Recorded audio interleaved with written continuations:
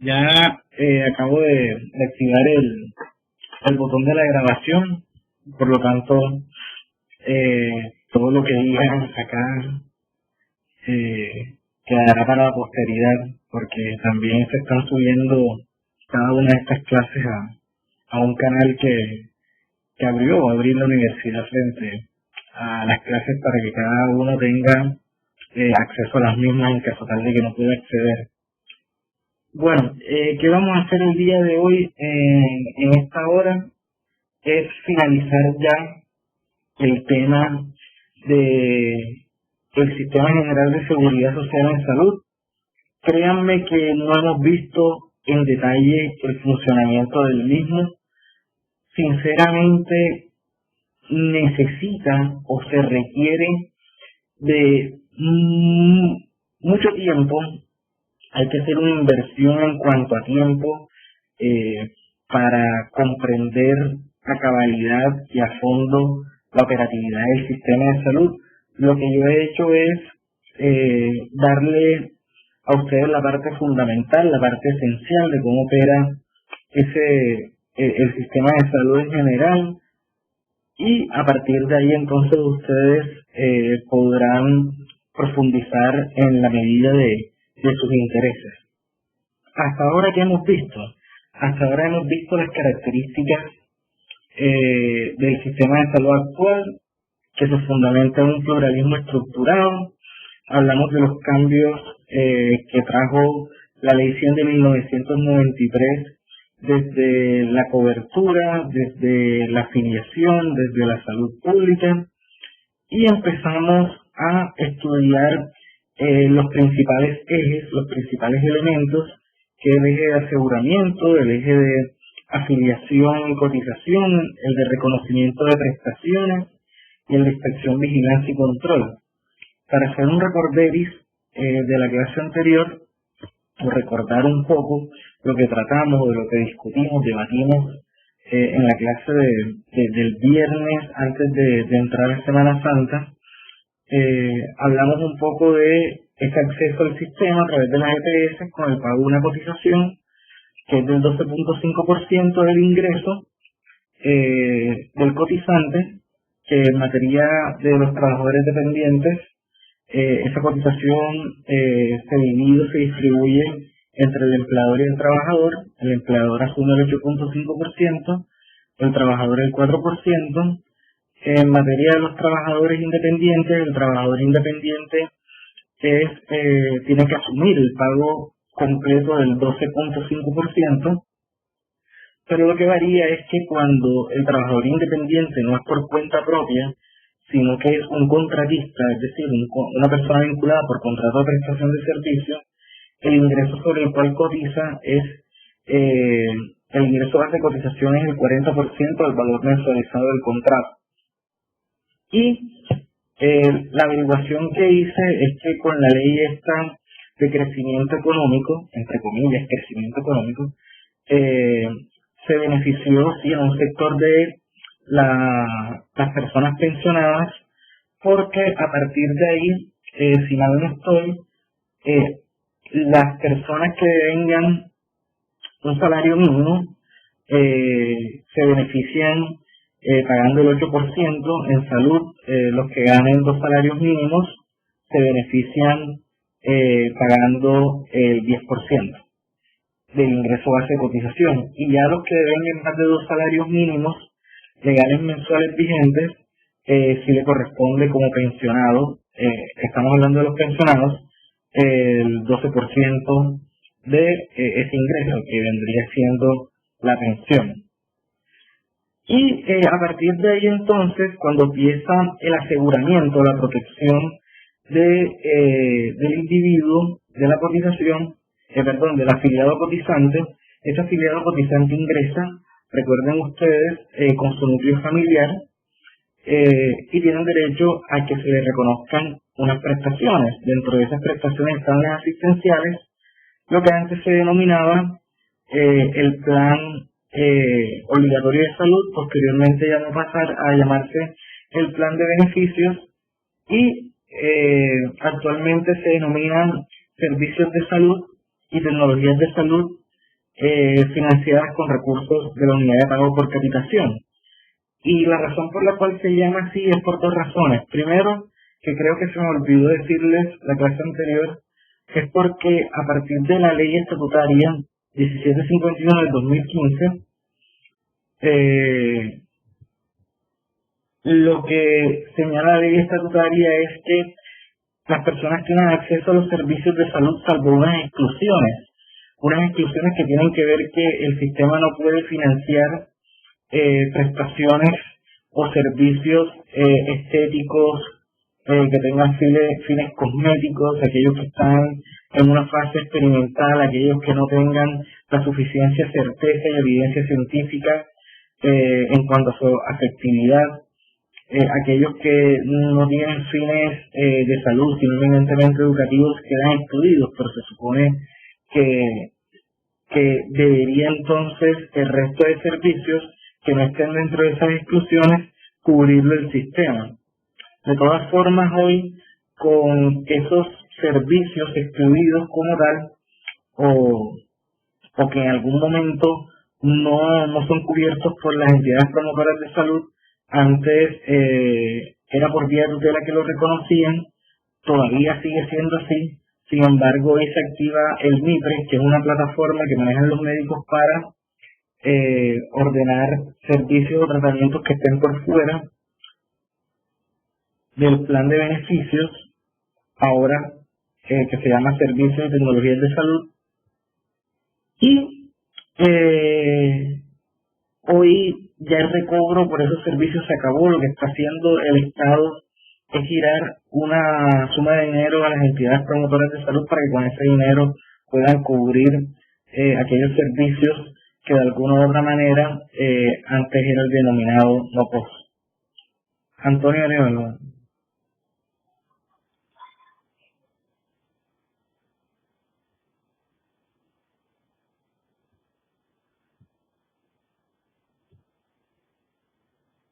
Antonio, no conozco ese caso de los 4 médicos. Si me refrescas la memoria, por favor. Sí, doctor, mire, buenas noches, ¿me escuchan? Sí. Doctor, en el caso de los 4 médicos estos que han fallecido en el país a raíz del COVID-19, por la falta de sistema de protección frente al Estado como tal, por la contingencia que se está presentando. O sea, es el uso de las herramientas que el mismo Estado no les ha facilitado a estos galenos para la prestación de los servicios como tal. Y pues en estos días habló el ministro de Salud, donde les ordenaba a las ARL para que les pudieran suprimir o pues darle los respectivos, por decirlo, los trajes de protección. Pues imagínense, ya se han presentado ya 4 casos de los 4 médicos que han fallecido.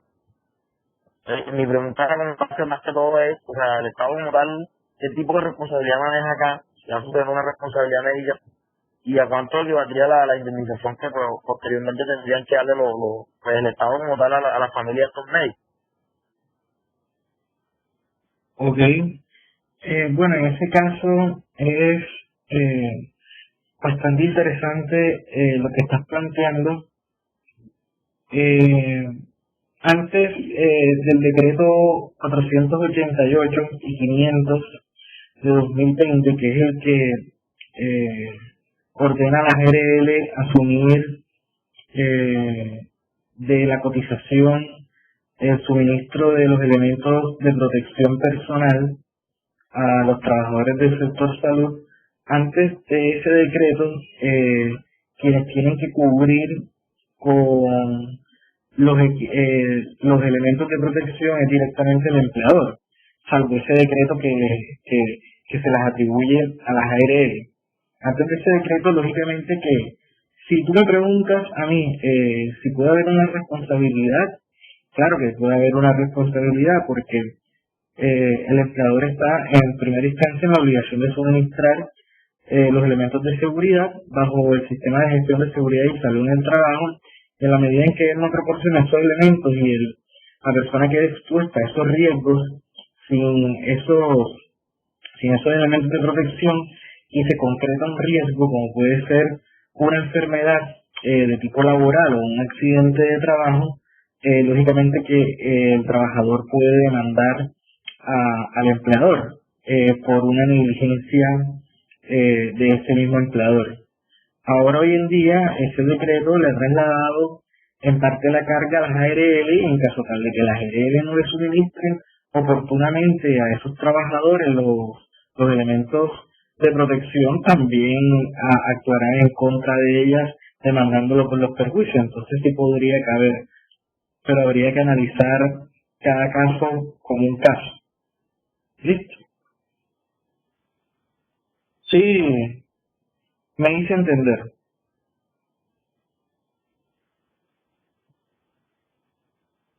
Buenas noches, yo tengo una pregunta, una duda. ¿Sí? ¿Me escucha? Sí, sí.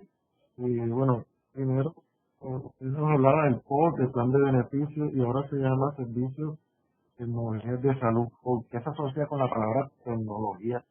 Cuando he entendido y eso lo estaba como que también tratando de plasmar en ABR, entonces, pero no sé cómo, o sea, cómo asocian la tecnología al plan de beneficio o plan de salud que venía llamándose anteriormente. Le colocaron la sigla de tecnología.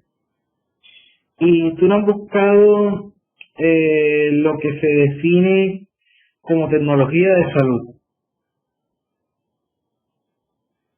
No, tengo me quedó la duda, o sea, la tengo ahí, pero no he ido muy a fondo.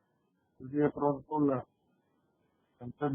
sería como antes de memorizar, esperando que tuviéramos ese concepto que usted nos da como más claro antes de entrar que en una normativa, en una ley que no se queda más confundido.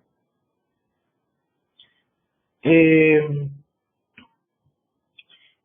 lo que pasa es que como es un tema del ABR,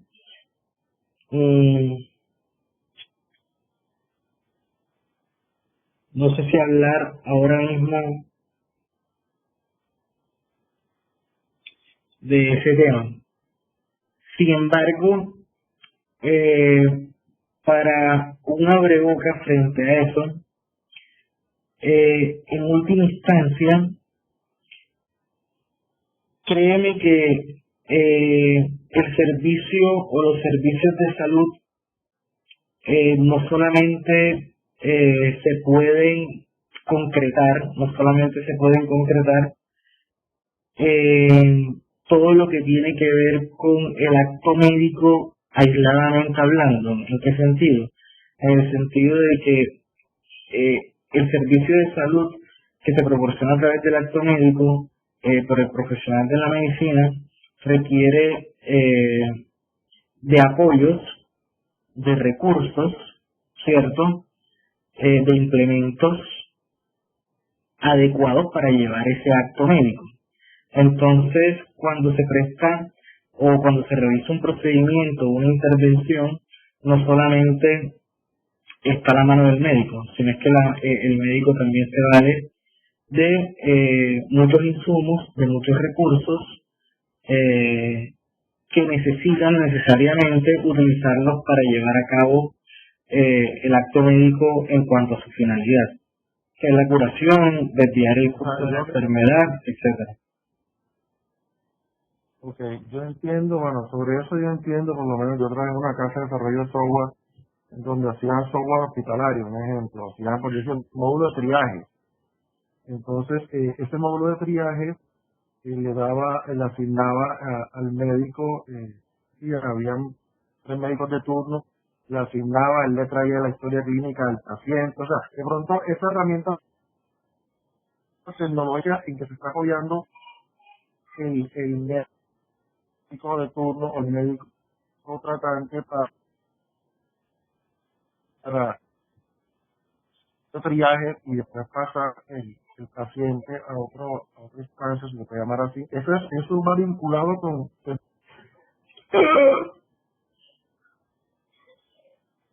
¿Qué pasó? ¿Se me escuchó? No, lo último no. ¿Hasta dónde? Quedó exactamente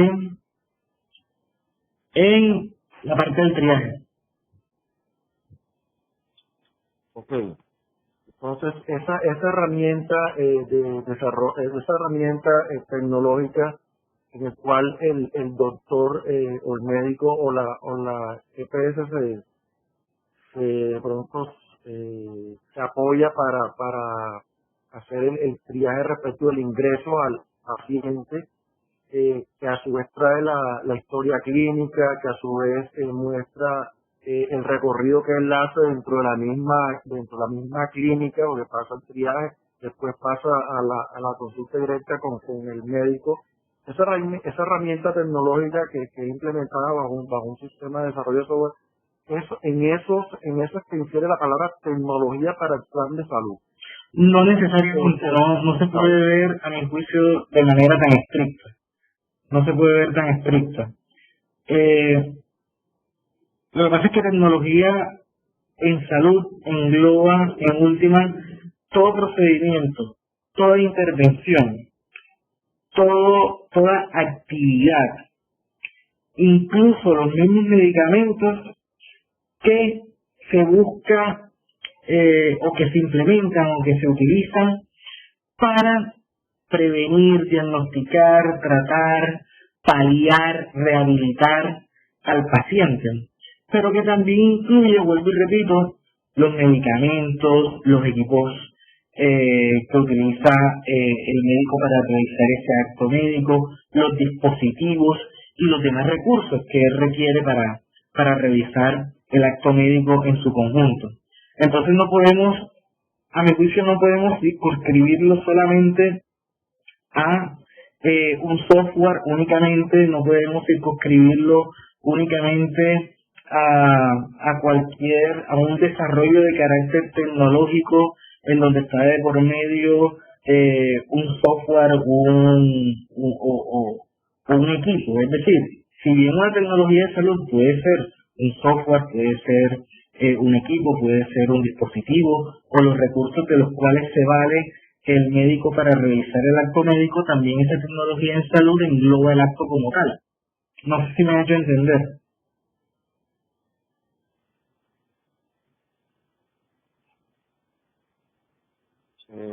Entendido como la tecnología como un ingrediente, pero lo fundamental es el acto o el mismo sistema que se desarrolla en la atención del usuario. ¿Sabes?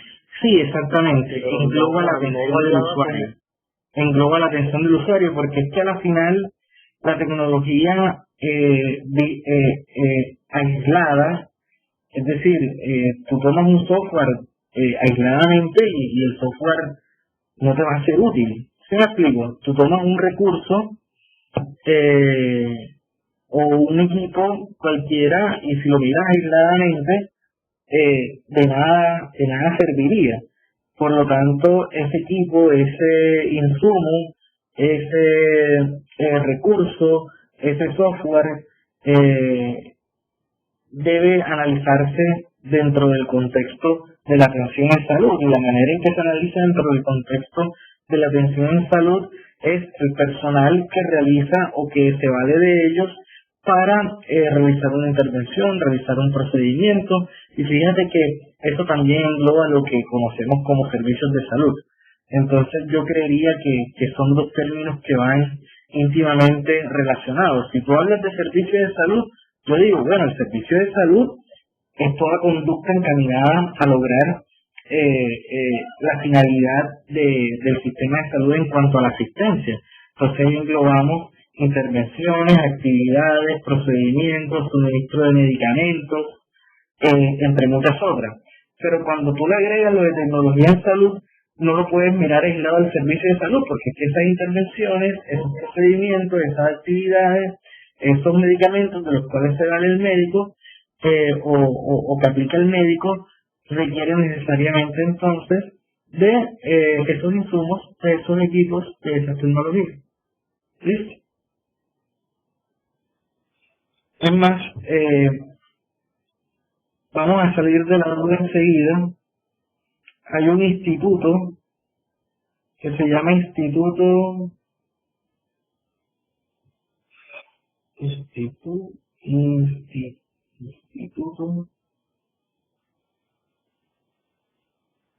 de evaluación. Esto. Hay un instituto que se llama Instituto de Evaluación de Tecnologías de Salud. Instituto de Evaluación Tecnológica en Salud. Entonces vamos a buscar a ver si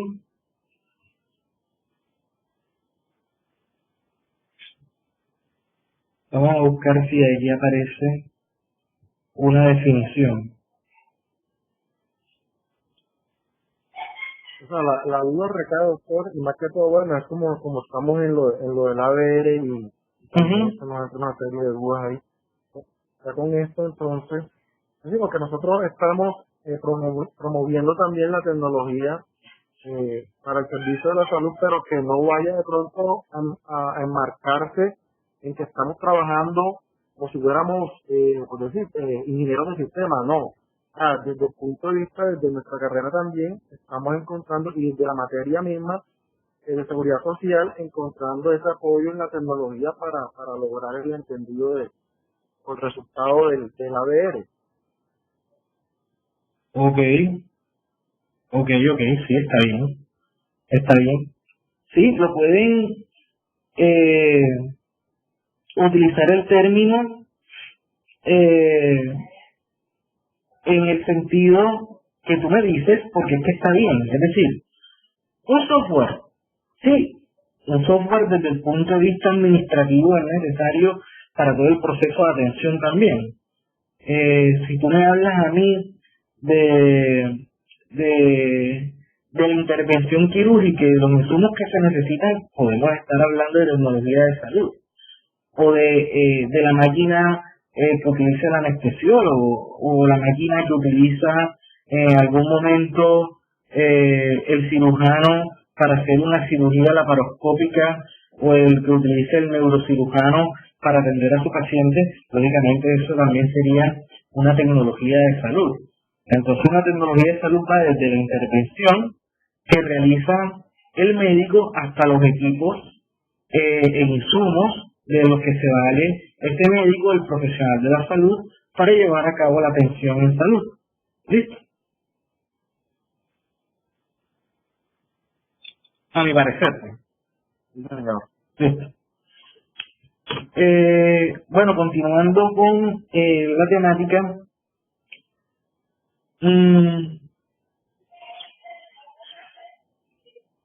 ese aseguramiento implica entonces que las EPS tienen que suministrar la prestación de servicios de salud.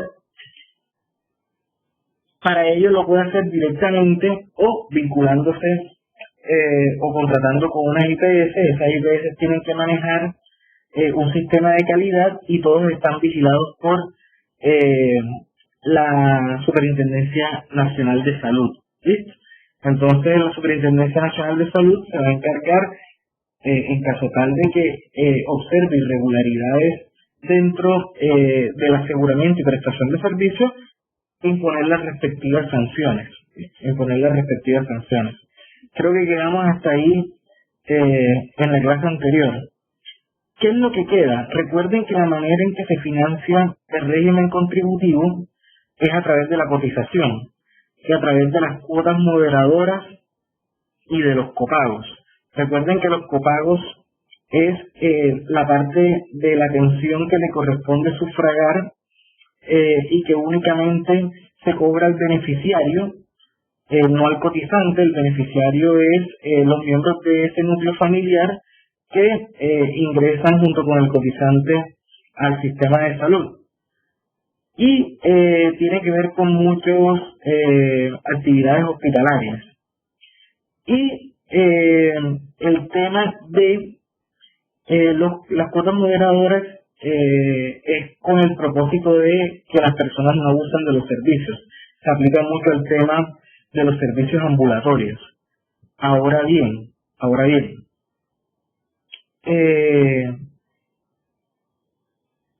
en el régimen subsidiado, la manera de financiar el sistema, el régimen subsidiado es mucho más complejo. ¿Por qué? Porque recuerden que ahí no hay una cotización, ahí no hay capacidad de pago para que las personas puedan asumir el costo de la cotización. Entonces, la afiliación es subsidiada por el Estado a través de una serie de recursos. Esos recursos van de una entidad que se denomina la Administradora de Recursos del Sistema General de Seguridad Social en Salud, que tiene una cuenta, una subcuenta de solidaridad, en donde el dinero que de ahí se recauda va directamente a financiar el régimen subsidiado. El presupuesto general de la nación también va destinado en parte a sufragar los costos del régimen subsidiado, del aseguramiento del régimen subsidiado. El sistema general de participaciones, que es un dinero que va con destino a las entidades territoriales, también se aplica para financiar el régimen subsidiado. Los recursos que obtienen los departamentos o las entidades territoriales por su propio esfuerzo también van directamente a financiar el régimen subsidiado. Y es complejo porque hay muchas fuentes de financiación, no solamente las que yo he dicho. Para financiar la salud pública hay una subcuenta de promoción y prevención. Las ARL contribuyen a la atención primaria como una estrategia articulada con salud pública, y eso es un enredo en cuanto a las fuentes. Pero sí, si ustedes hoy en día le preguntan cómo se financia el régimen subsidiado, es primero a través de la Administradora de Recursos del Sistema de Salud, antes FOSIGA, que era el Fondo de Solidaridad y Garantía. Esa es una fuente de financiación, y la otra fuente de financiación son los recursos de las entidades territoriales. Con eso entonces ustedes pueden decir, con eso hay sostenibilidad en el régimen subsidiado. ¿Listo? Y lo que quiero hablar en cuanto a las prestaciones que reconoce el sistema es el tema de las prestaciones económicas. Las prestaciones económicas. En cuanto a las prestaciones económicas, cabe resaltar que esas no se reconocen en el régimen subsidiado, únicamente aplican en el régimen contributivo, y que esas prestaciones económicas son dos: un subsidio económico por incapacidad general de origen común y la licencia de maternidad. ¿Listo? Ambas las asumen las entidades promotoras de salud. Lo que pasa es que la licencia de maternidad, la Administradora de Recursos del Sistema General de Seguridad Social en Salud le reconoce lo que asumió la EPS por licencia de maternidad. Pero en última, el responsable vendría siendo quien asume el aseguramiento, que es la EPS. Entonces hablemos un poco de ese subsidio económico por incapacidad. Ese subsidio económico por enfermedad general. Me enredé. El subsidio económico por incapacidad temporal derivado de enfermedad general de origen común. Ahora sí. Se denomina subsidio económico por incapacidad temporal derivado de enfermedad general de origen común o accidente de trabajo de origen común, es decir, no laboral. ¿Sí quedó claro? Qué pena, ¿podría repetir, por favor? Claro que sí. Pena. Sí, voy a repetir porque lo hice enredar. Esa fue la sensación con la que quedé. En el régimen contributivo, además de los servicios y tecnologías de salud que se financian con la unidad de pago por capitación, también se debe reconocer por parte de las entidades promotoras de salud unas prestaciones que se llaman económicas. Es decir, a lo que tiene derecho el cotizante, porque, vuelvo y repito, las prestaciones económicas únicamente se predica de la persona cotizante, del afiliado cotizante. Esas prestaciones económicas son dos. Por un lado está un subsidio económico que se le reconoce al afiliado cotizante cuando está en una incapacidad temporal, cuando está incapacitado de manera temporal a causa de una enfermedad general de origen común o de un accidente de origen común. En pocas palabras, la enfermedad no la origina o no tiene por causa el trabajo que desempeña la persona, o el accidente no tiene por causa el trabajo o la actividad laboral de esa persona. Por eso se llama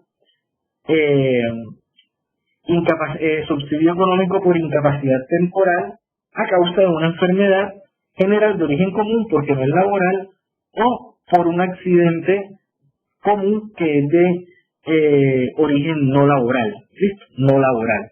Porque si fuese laboral, el origen o la causa que genera la enfermedad o el accidente de la cual se origina la incapacidad, ya estaríamos hablando de que lo debe asumir la administradora de riesgos laborales, es decir, el Sistema General de Riesgos Laborales. Entonces ya saben, por un lado, una de las prestaciones... Sí. Una pregunta, cuando usted habla de la incapacidad temporal, ¿a qué término, a qué tiempo se está refiriendo cuando habla de esa incapacidad temporal? Ya vamos para allá, Ruth, ya vamos para allá, no te preocupes. No te preocupes por eso, que ya vamos para allá. Entonces, fíjense, okay. El cotizante tiene derecho entonces, mientras esté bajo una incapacidad temporal, a recibir ese subsidio económico por una enfermedad general de origen común o un accidente de origen común.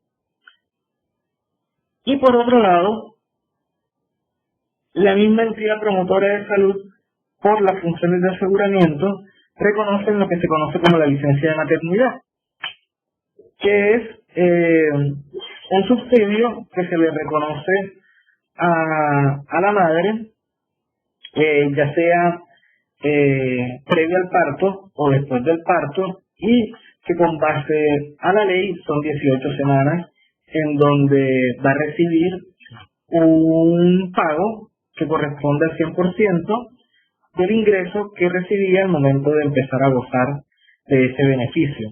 Y al padre se le otorga una licencia de paternidad, claro está, bajo unos requisitos y bajo unas condiciones que ya vamos a ver. Entonces, fíjense que hay dos prestaciones económicas. Por un lado, el subsidio económico derivado de una incapacidad temporal. ¿Sí? Y al pasar a la licencia se la dan por el mismo tiempo o un tiempo inferior. Ya vamos para allá. No nos afanemos. Empecemos a hablar primero, en estos 20 minutos que quedan, de el subsidio por incapacidad temporal, ¿listo? Que se deriva de esa enfermedad de origen común o del accidente de origen común. ¿A cuánto tiene derecho el trabajador? El trabajador tiene derecho a recibir un subsidio económico equivalente a las 2/3 partes de su ingreso base de cotización, ¿listo? A las 2/3 partes. Esas 2/3 partes, ¿quién lo asume? Durante los primeros 2 días lo asume el empleador, ¿listo? Y a partir del tercer día la asume la entidad promotora de salud, ¿listo?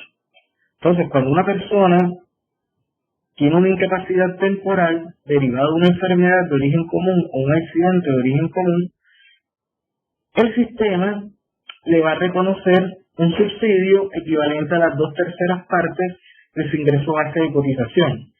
Sin embargo, los 2 primeros días los asume necesariamente el empleador y a partir del tercer día lo asume la entidad promotora de salud. ¿Y qué pasa si el trabajador no es dependiente, sino que es un trabajador independiente? El problema ahí es que como no tiene empleador, entonces la EPS asumirá el pago de ese subsidio a partir del tercer día. ¿Listo? Es decir, el trabajador independiente durante los 2 primeros días no recibiría nada. Que esa es una desventaja, lógicamente, del sistema y de una diferenciación, a mi juicio, sumamente injusta entre el trabajador dependiente y el trabajador independiente. Ahora bien, ¿Por cuánto tiempo?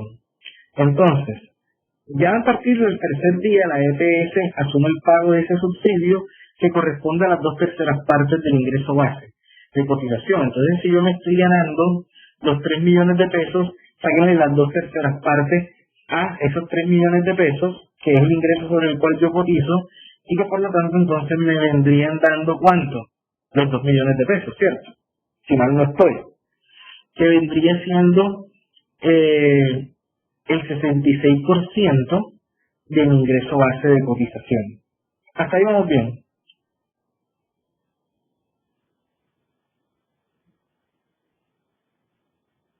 ¿O hay algo que no está quedando claro? Sí, señor. Estamos bien, sí, señor. Listo. Entonces, en los primeros 90 días, la EPS va a pagar las 2/3 partes. ¿Listo? Del ingreso. El problema es cuando la incapacidad se extiende. ¿Por qué? Porque por los otros 90 días,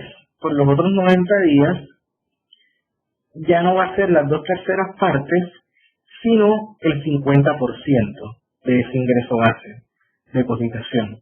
¿Listo? 50% del ingreso base de cotización. ¿Hasta cuánto? Perdón, ¿a partir de qué día? Después de los primeros 90 días, la EPS va a pagar las 2/3 partes del ingreso. Y por los otros 90 días restantes, es decir, hasta el día 180, el 50% del ingreso base de cotización. ¿Hasta qué día asume normalmente la EPS el pago de una incapacidad temporal? Hasta el día 180. ¿Sí? 180 días. Entonces surge una pregunta. Bueno, ¿qué ocurre entonces si todavía continúa incapacitada la persona, el afiliado, después de los 180 días? Pues bien, el decreto 019/2012 dice que si hay concepto favorable de rehabilitación en favor de el afiliado y esa incapacidad temporal por el concepto favorable de rehabilitación se puede extender más allá de los 180 días, la EPS tiene que elaborar el concepto favorable de indemnización antes del día 120 de incapacidad del trabajador y remitirlo a la administradora de fondo de pensiones de ese trabajador antes del día 150 de incapacidad, para que después de los 180 días quien asuma el pago de la incapacidad sea la administradora de fondos de pensiones o por pensiones, en caso tal de que sea público. Entonces, después de los 180 días, quien asuma el pago de la incapacidad temporal vendría siendo la administradora de fondo de pensiones. ¿Listo? De todas maneras, es deber de la EPS hacer seguimiento a la rehabilitación del trabajador, porque lo que se busca es que el trabajador se rehabilite. Al sistema no le interesa tener a un trabajador incapacitado porque está consumiendo los recursos del sistema. A él lo que le interesa es rehabilitarlo para que vuelva a trabajar y así vuelva a aportar al sistema. Profesor, Sí. ¿y la administradora de fondos de pensiones le seguiría pagando el 50% sobre su salario? Si se acogen a lo estricto de la norma, ya pasaron los primeros 90 días. ¿Ves? Ya pasaron los primeros 90 días. Entonces, se entendería que continuaría sobre el 50%. De todas formas, quedó en confirmar. ¿Listo? Pero ya cuando superan los 180 días, se dice que es sobre el 50%. Entonces, estaríamos hablando, recuerden, de que no es que empiece a operar un nuevo tiempo de incapacidad. Continúa la incapacidad. Sigue la incapacidad del trabajador. Entonces se sobreentiende que vendría siendo sobre el 50%. De todas formas, voy a confirmar a ver si ha habido algún cambio en la normatividad. Y es que el punto no para ahí. El punto, sí me hice entender, Vanessa, es decir, la norma a ti te dice, bueno, durante los primeros 90 días, todo bien, se le pagan las 2/3 partes. Pero después de eso, después de los 90 días, se paga el 50%. Y la incapacidad vendría siendo 180 días de incapacidad y pasa a 181, 182, 183, 184, 185 días de incapacidad y así sucesivamente. ¿Ya? Entonces, bajo ese entendido, la interpretación te dice que la única manera en que a ti se te paguen las 2/3 partes es cuando lleves 90 días, hasta 90 días de incapacidad. Pero a partir de ahí, entonces ya sería, después de los 90 días, ya sería el 50%. ¿Hasta cuándo la administradora de fondos de pensiones continúa asumiendo el pago de la incapacidad? Hasta el día 540 de incapacidad. ¿Listo? En pocas palabras, hasta el día, los primeros 180 días los cubre la EPS. Y el fondo de pensiones, o Colpensiones, asumiría 360 días más, para un total de 540 días de incapacidad. ¿Listo? Después de esos 540 días de incapacidad, el trabajador puede seguir incapacitado y puede haber un concepto de rehabilitación, es decir, la persona lleva año y medio incapacitada, pero todavía el médico o los médicos tratantes valoran al paciente y dicen, lo podemos rehabilitar todavía. Entonces ahí quedaba un limbo, porque a partir del 540, y si la persona sigue incapacitada, entonces ¿quién asumiría el pago de las incapacidades? La respuesta la vino a dar este decreto, que es el decreto 1333 de 2018. Ese decreto 1333 de 2018 les dice a ustedes que después de los 540 días vuelve la EPS a asumir el pago de la incapacidad. ¿Eh? Vuelve la EPS a asumir el pago de la incapacidad hasta que llegue un momento en que los médicos digan, no, ya no hay concepto favorable de rehabilitación y hay que determinar la pérdida de la capacidad laboral a ver si queda en una invalidez o no. ¿Eh? Si no queda inválido, se tiene que reubicar en el mismo puesto de trabajo bajo ciertas recomendaciones o en un puesto de acuerdo a las capacidades que tenga el trabajador. ¿Listo? ¿En cuánto tiempo tienen que pagar o reconocer el pago, reconocer la prestación económica y pagar las EPS? Entonces, cuando se presenta la solicitud de reconocimiento y solicitud de pago del subsidio por incapacidad temporal, las EPS tienen 15 días para aprobarlo. ¿Listo? Para aprobarlo. Si lo aprueban, ellos tienen 5 días para hacer la consignación de la suma de dinero debida. ¿Listo? 5 días para una vez aprobada la prestación económica por incapacidad temporal, entonces tiene 5 días para realizar la consignación. Eso lo dice el decreto 1333 de 2018. ¿Listo? Las EPS pueden suspender el pago de las incapacidades si el trabajador abusa de ese derecho. ¿Y cómo abusaría del derecho? En caso tal de que no siga las recomendaciones del médico, en caso tal de que se niegue a seguir el tratamiento. Entonces, esa es una de las causales que establece la norma para generar la suspensión del pago o el no reconocimiento de la prestación económica. ¿Listo? ¿Alguna pregunta hasta este momento?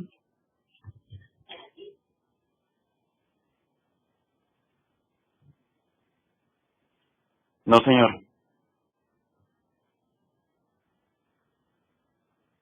Ruth, ¿quedó claro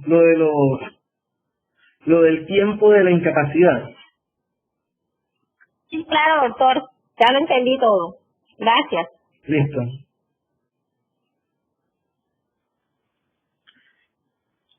Pasemos entonces a la licencia de maternidad. La licencia de maternidad está regulada en la ley 1822, creo que es de 2017. Déjenme verifico acá.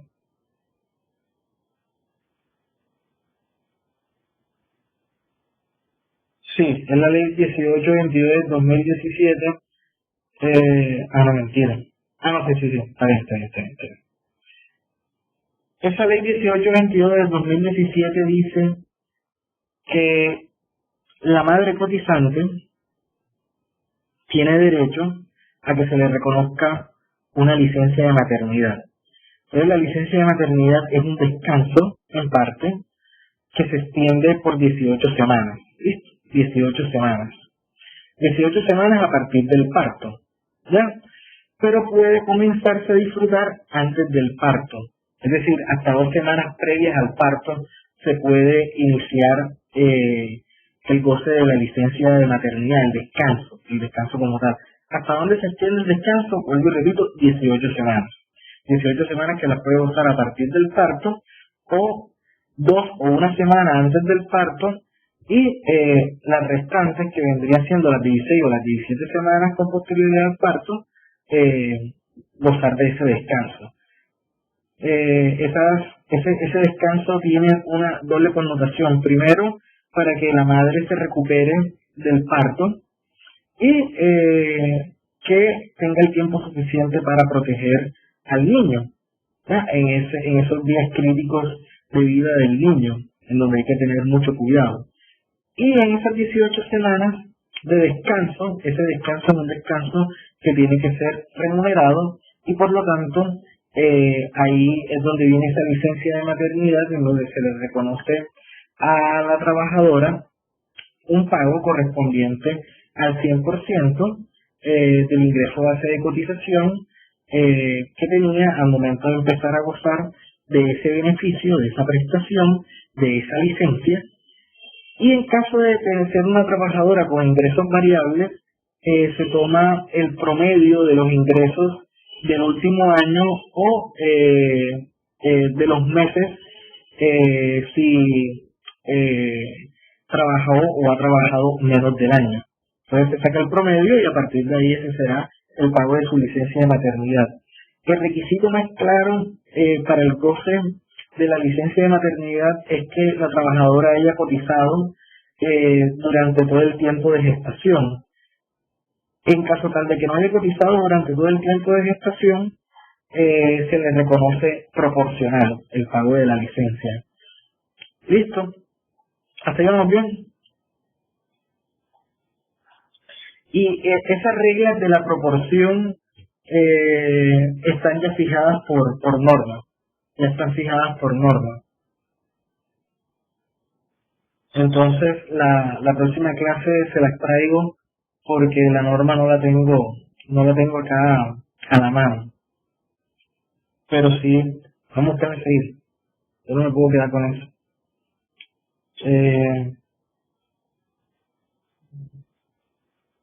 Espérense un momentito. Discreto.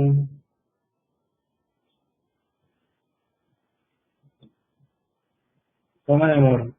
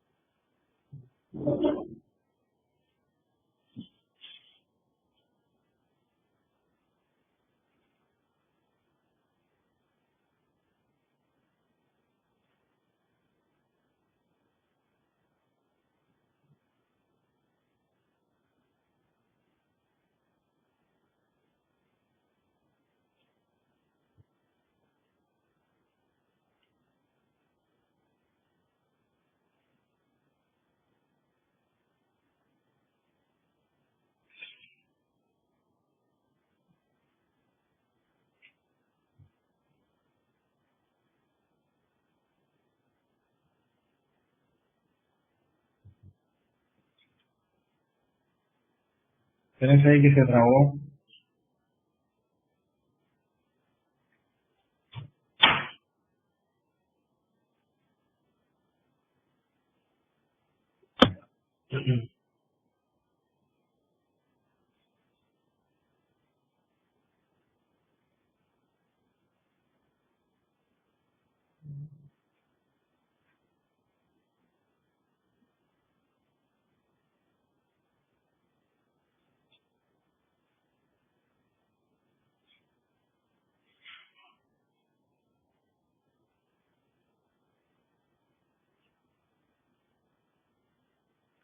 Bueno, mientras carga la norma, que ya la encontré, son las 18 semanas, ¿listo? En caso tal de que sea un parto múltiple, es decir, la madre tiene gemelos, tiene mellizos, la licencia de maternidad se extiende por 2 semanas más, es decir, que no serían 18 semanas, sino que tendría derecho a 20 semanas. También, en caso tal de que el niño nazca prematuro, fíjense cómo opera la licencia de paternidad. La norma dice que si el niño nace prematuro, la madre tendrá la licencia de maternidad de las 18 semanas, pero ojo, a esas 18 semanas, que es donde que se empiezan a contar en la fecha en que ella debía dar a luz, se le suma el tiempo que hay entre el nacimiento prematuro de el niño y el momento en que debía ocurrir el parto de manera probable. Entonces, ejemplo, para explicarlo. Nace un niño a los 7 meses de gestación. ¿Listo? Y la fecha probable de parto estaba para 2 meses después. Entonces, la licencia de maternidad sería las 18 semanas que tiene derecho, más las 8 semanas por el parto prematuro. Es decir, la diferencia que hay entre la fecha en que ocurrió el parto prematuro y la fecha en que debía ocurrir el parto prematuro. No sé si me hice entender frente al tema del parto prematuro.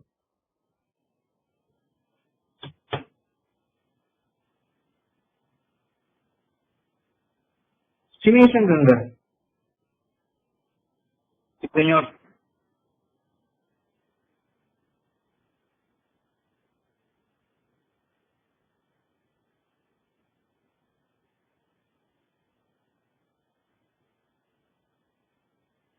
Bueno, Antonio, en cuanto al tema de la licencia, en cuanto a la protección a la maternidad,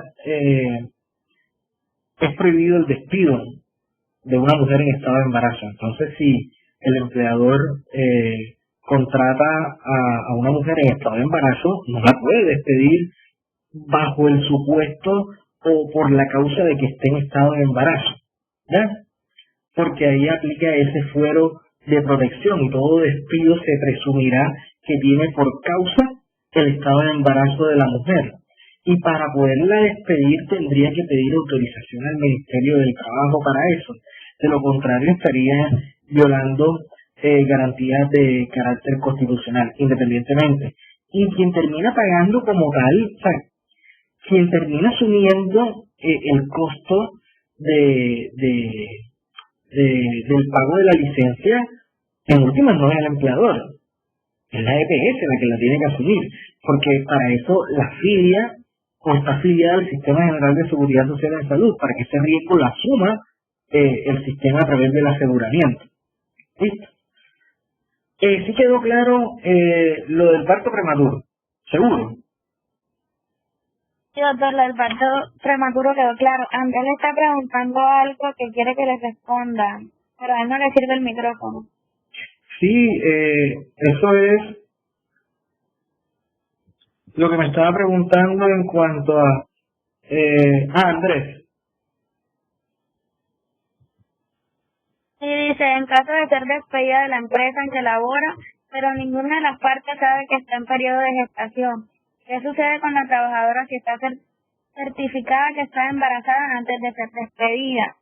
Y luego pregunta, ¿y qué sucede si es despedida porque está embarazada pero se le terminó el contrato? Bueno, primero que todo, creo que la última sentencia de la Corte Constitucional que tiene que ver sobre la protección a la maternidad exige que la trabajadora notifique del estado de embarazo. ¿Listo? Notifique el estado de embarazo. En caso tal de que el empleador conozca y esté comunicado del estado de embarazo de la trabajadora, opera el fuero de protección a la maternidad y independientemente del tipo de contratación que tenga. La Corte Constitucional es muy proteccionista de la madre en ese sentido o de la mujer en ese sentido en estado de embarazo, aun cuando el contrato sea término fijo, se le debe prorrogar. ¿Listo? Pero ojo, la trabajadora sí tiene que notificar. La trabajadora tiene que notificar. ¿Qué pasa si la madre da a luz, el niño nace con vida, pero la madre muere? Entonces la licencia de maternidad se le reconoce al padre. ¿Listo? Entonces el padre gozará de esas 18 semanas. ¿Listo? Si muere dentro del parto o si muere con posterioridad, entonces el padre asume lo que resta de la licencia de maternidad. Si hay un aborto, el sistema reconoce una licencia, creo que va de 18 de 2 a 4 semanas, creo que es la licencia, por aborto. Déjenme y verifico para ir ya concluyendo.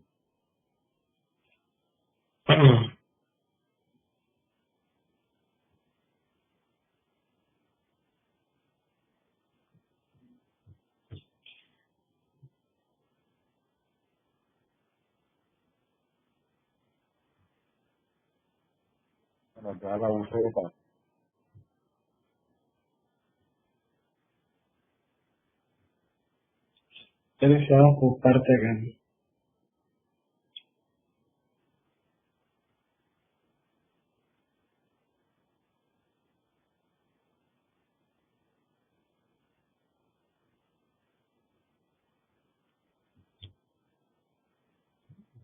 Bien.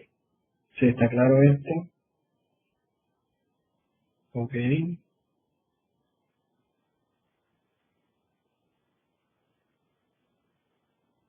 Sí.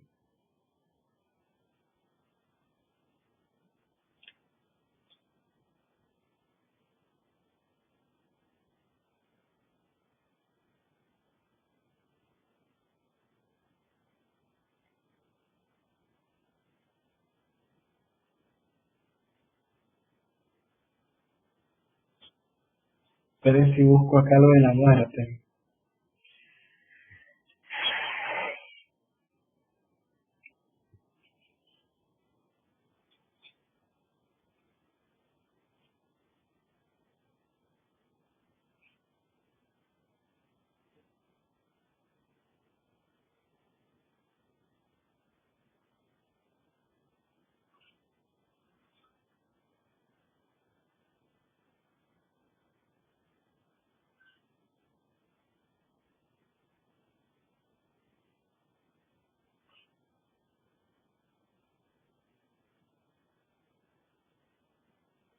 Así es. Sí, estoy en lo correcto.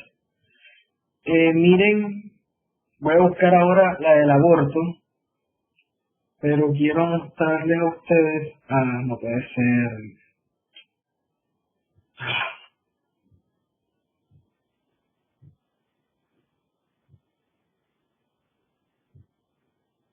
No.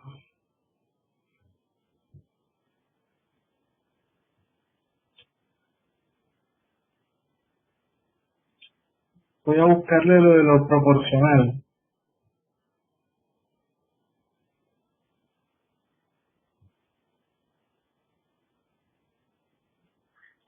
¿Qué me pasó todo? Se le acabó el computador. No. Es que ya tenía la norma de reconocimiento proporcional.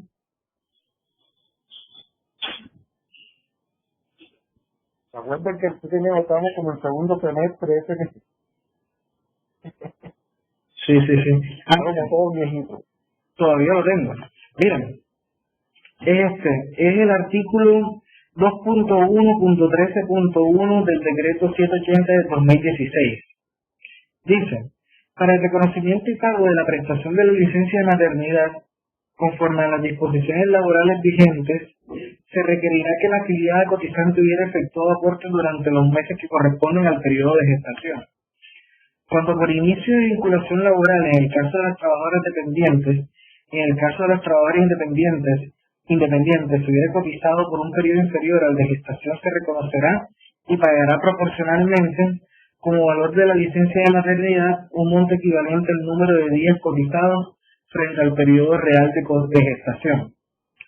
En el caso de que durante el periodo de gestación de la afiliada, el empleador o la cotizante independiente no haya realizado el pago oportuno de las cotizaciones, habrá lugar al reconocimiento de la licencia de maternidad siempre y cuando a la fecha del parto se haya pagado la totalidad de las cotizaciones adeudadas con los respectivos intereses de mora por el periodo de gestación. ¿Listo? ¿Ves? Entonces ahí se paga de manera proporcional en esos supuestos. Para terminar, déjenme buscar lo del aborto.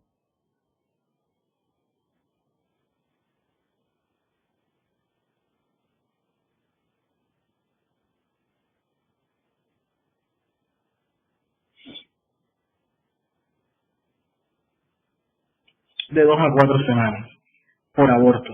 Tiene derecho a una licencia de 2 a 4 semanas.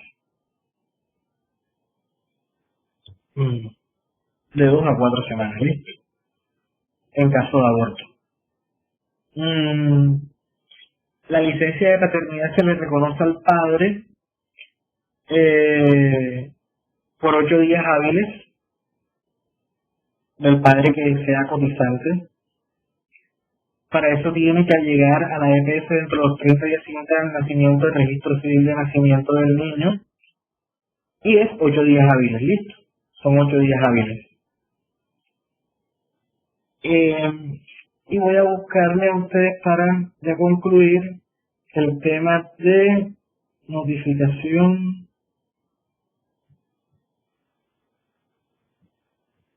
Notificación, embarazo.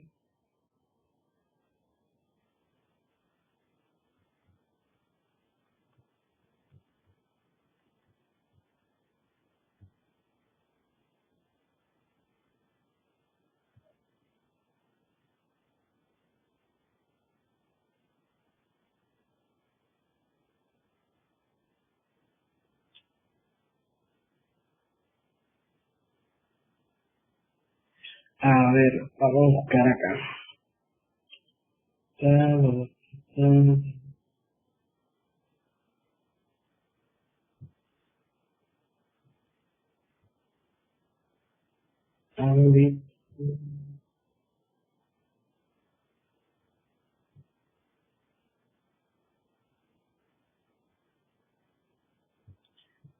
Listo. Tomé directamente la noticia de ámbito jurídico. Si el empleador desconoce el embarazo y el contrato termina, no se aplica fuero de maternidad. La Sala Plena de la Corte Constitucional, al revisar 3 expedientes de tutela, reafirmó inicialmente la importancia de garantizar la estabilidad laboral de las trabajadoras en estado de gestación y durante la lactancia, como medida para evitar la discriminación de las mujeres en el trabajo. De ahí que para despedir a una trabajadora cuyo embarazo sea conocido por el empleador, este debe acudir previamente al inspector de trabajo. Sin embargo, en el estudio de los casos acumulados, la Corte encontró que cuando el empleador desconoce el embarazo y el contrato laboral termina, no se puede alegar que existe discriminación y por ende no se aplica el fuero de maternidad. El alto tribunal, en la sentencia de unificación fallada esta semana, consideró que resulta excesivo exigir a los empleadores que reintegren al empleo, paguen la licencia de maternidad y las cotizaciones a la seguridad social de trabajadoras que fueron despedidas sin que se supiera acerca de su estado de gravidez. Si se imponen tales medidas, entre comillas, incluso cuando no existe discriminación contra la trabajadora en razón de su embarazo, se desincentiva la contratación de mujeres y se limita su acceso al mercado laboral, agrega el pronunciamiento. En uno de los casos analizados, la demandante había sido despedida como resultado de un proceso disciplinario y pedía su reintegro argumentando que en el momento de retiro ya se encontraba embarazada. No obstante, se encontró que ni el empleador ni la trabajadora sabían del embarazo al momento del despido. Igualmente, en otro de los procesos acumulados, la trabajadora manifestó que conoció de su estado de gestación 3 semanas después de su despido sin justa causa, por lo que la corporación concluyó que no tenía derecho a la protección. Por el contrario, en el tercer caso de los expedientes estudiados, consideró que el empleador sí conocía el embarazo de la trabajadora, por lo cual ordenó el pago de salarios y prestaciones durante el periodo correspondiente al embarazo, licencia de maternidad y periodo de lactancia. Finalmente, la sala también sostuvo que las denominadas empresas de servicios temporales deben responder solidariamente con la empresa usuaria por el despido de trabajadoras con fuera de maternidad. Entonces, fíjense que la trabajadora debe comunicarle entonces el estado de embarazo al empleador. Habría que averiguar si ya el estado de embarazo es evidente, porque ya ahí hay un conocimiento, pero al final el conocimiento como tal que lo muestra es la respectiva notificación, aunque tendría que averiguar en cuanto a cuando el embarazo es evidente. Tendría que leer esa sentencia nuevamente. ¿Listo? Bueno, acá terminamos. ¿Hay alguna pregunta? ¿Alguna intervención? No, señor. Lo del fuero de paternidad, si mal no estoy, son 8 días. Son 8 días hábiles. Déjenme confirmo. Perdón, la licencia de paternidad. Estoy loco. Doctor, ¿Sí? una preguntita. Cuando hablamos de la licencia de paternidad, usted dice que son 8 días. ¿No hay excepciones en caso que la persona tenga por lo menos trillizos, que tenga un bebé prematuro? Ahí no hay excepciones. Para todos. La norma no habla de excepciones en esos casos. Habla de la licencia de maternidad. ¿Cuándo se le extiende ese periodo al padre si la madre fallece? Porque si la madre lleva 2 meses en licencia de maternidad y termina falleciendo, entonces las semanas restantes sí las asume el padre. Pero entonces... Doctor, ¿Sí? y en dado caso de que no fallezca la madre, sino el hijo, ¿la licencia seguiría su continuidad normal o variaría las semanas que le darían a la madre? Uy, buena pregunta. Buena pregunta. Buena pregunta, buena pregunta, buena pregunta, buena pregunta, buena pregunta. Vamos a buscar el artículo 237.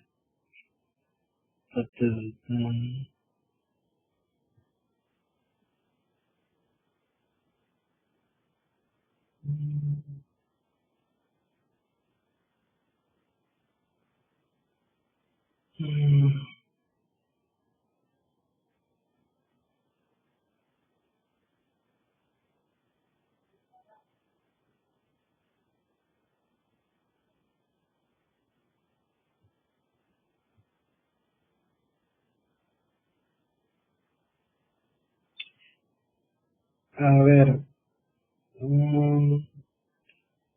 busquemos el código sustantivo del trabajo.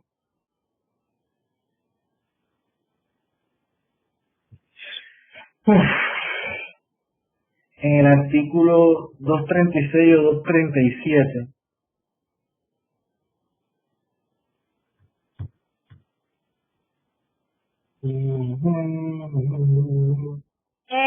Ya lo encontré. Descanso remunerado en caso de aborto. ¿Ese cuál fue? ¿Ese cuál es? 237. La 236 es el artículo del 1822.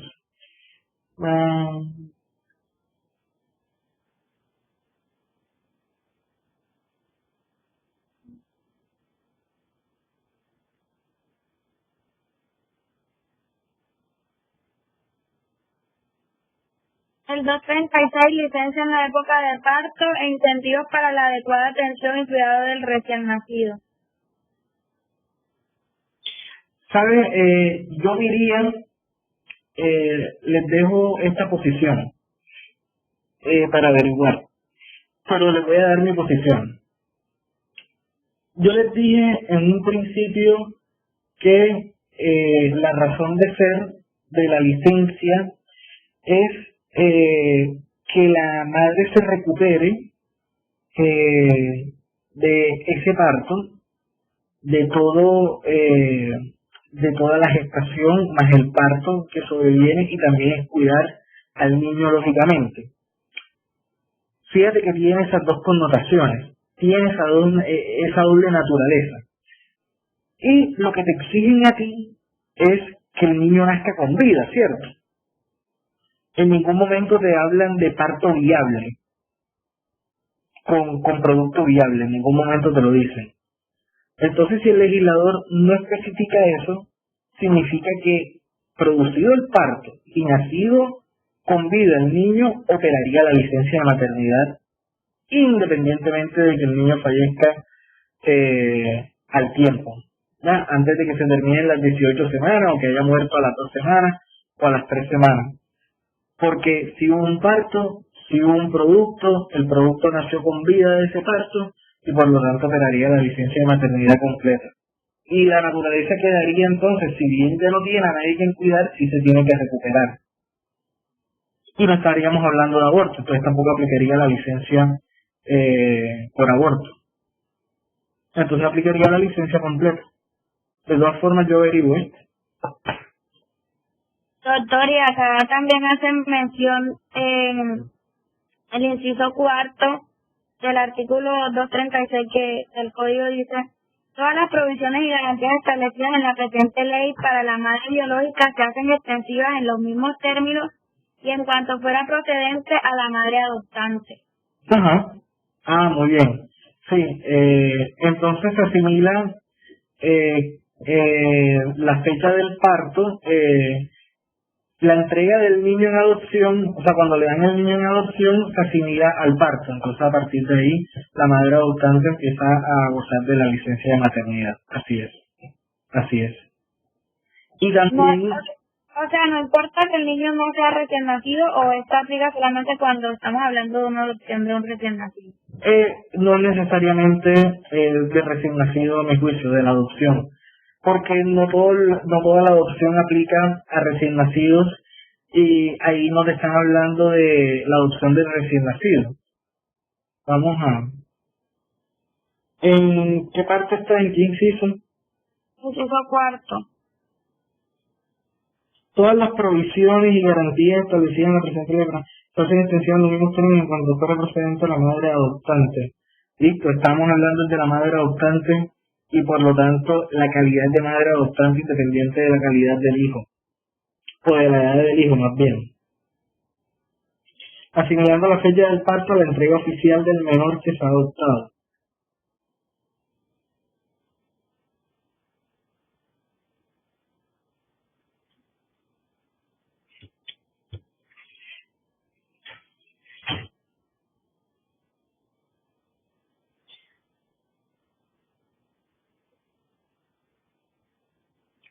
Para el padre que quede... ok, listo. Sí, no importaría la edad del adoptado. La norma no te lo exige. Simplemente que opere en favor de la madre adoptante. La edad sí tiene una edad, y es la fecha del parto a la entrega oficial del menor. A la entrega oficial del menor que se ha adoptado. Entonces el niño tiene que ser menor de edad. el niño tiene que ser menor de edad, ¿viste? Okay. Sí, porque ahí lo dice claramente. Dice, asimilando la fecha del parto a la entrega oficial del menor que se ha adoptado. Sí, entonces habla del menor. Listo. Bueno, jóvenes, dejemos hasta acá. Muchas gracias por su atención. Discúlpenme haberme extendido estos 5 minutos. Bueno, profe, Ah, muchas gracias. Feliz noche. Bueno, nos vemos. Con esto terminamos Sistema de Salud de ayer.